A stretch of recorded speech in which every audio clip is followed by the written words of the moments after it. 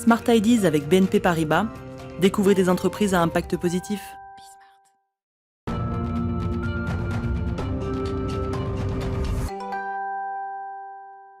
Smart Ideas, une start-up à l'honneur comme tous les jours. On reçoit aujourd'hui Dieveil Ngoubou en visioconférence. Bonjour, bienvenue, vous nous entendez bien ?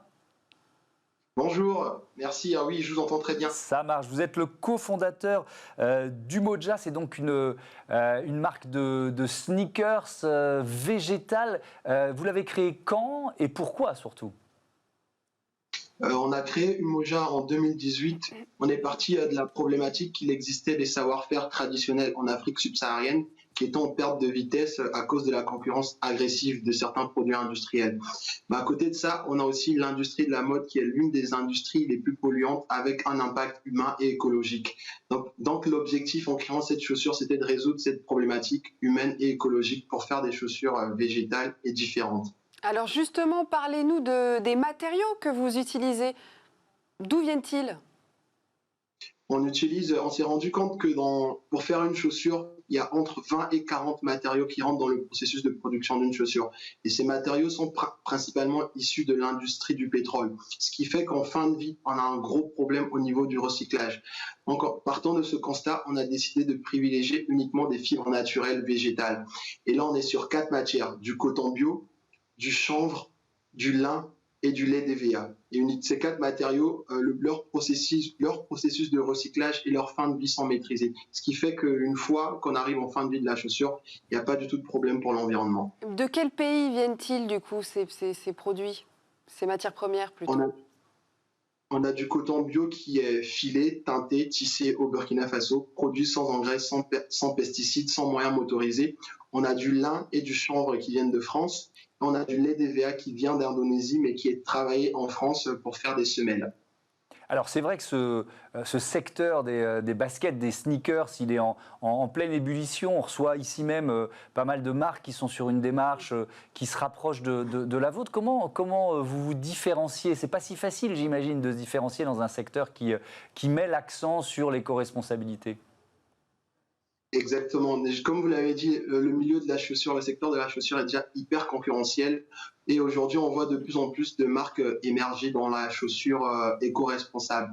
Et nous, l'idée, c'était de se dire, on ne va pas uniquement se limiter à faire de la chaussure ou à se mettre un label éco-responsable ou éthique.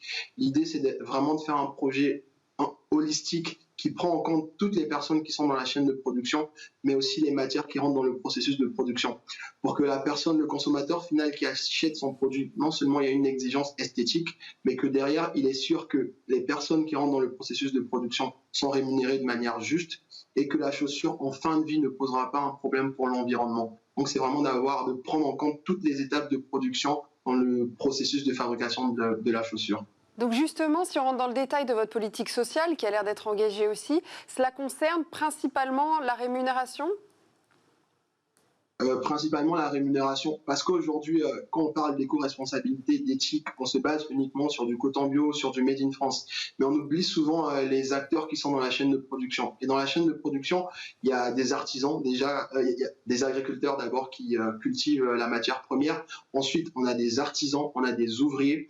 Et l'idée, c'est de se dire, il y a toutes ces personnes qui sont occultées, mais nous, on les prend en compte dans le processus de production.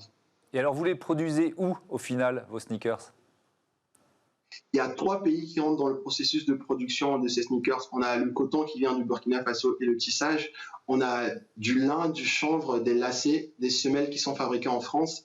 Et l'assemblage du produit fini se fait au Portugal. Pourquoi ces 3 pays ? Parce que sur un produit aussi complexe qu'une paire de chaussures, une sneakers, il y a énormément de matériaux qui rentrent dans le processus de production. Et donc, on ne peut pas se limiter uniquement à une seule zone géographique, à moins de faire des sabots. C'est plus simple. Mais là, on a décidé de limiter le processus, la zone géographique au Burkina Faso, à la France et au Portugal. Et ce qui nous permet d'avoir une totale traçabilité aussi sur la chaîne de production, de se dire, il y a des matières qui viennent du Burkina Faso, mais on sait comment ça a été fait, par quels moyens. Les matières qui viennent de France, on sait aussi comment ça a été fait. Et au Portugal, l'assemblage finit. Merci beaucoup. beaucoup. Et puis à moins de marcher pour les sabots surtout aussi. Merci beaucoup.